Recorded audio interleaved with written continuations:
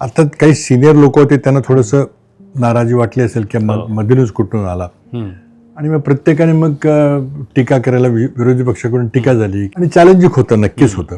कारण मला महाराष्ट्राचा इतिहास भूगोलिक तसा माहीत नव्हता किंवा इथले राजकारण माहीत नव्हतं, इथले नेते मंडळी आमदार कोण आहेत, आपल्या पक्षातले कोण आहेत, विरोधातले कोण आहेत ते काय माहीत नव्हतं. म्हणजे सगळ्यांचा अगदी श्रीगणेश करावा लागला आणि त्यामध्ये काही फार मोठी चूक होणार नाही याची सारखी धास्ती असायची आणि मराठीत सगळं काम करायचं. माझी प्राथमिक शाळेपासून व्हर्नॅक्युलर 7वीची परीक्षा करायला दिली, त्यानंतर मराठीचा माझा संबंध तुटला होता, तो पुन्हा प्रस्तावित करावा लागला.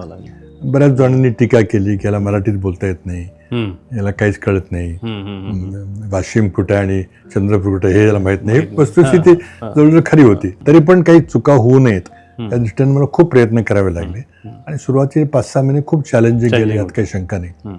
आणि सगळे सहकारी सुद्धा याची काही चूक होते का, याला काही आपण करू शकतो अशी वाट बघत बसलो. पण नंतर सगळ्यांनी सहकार्य केलं, मी सगळ्यांशी चांगलं वागलो मला वाटतं.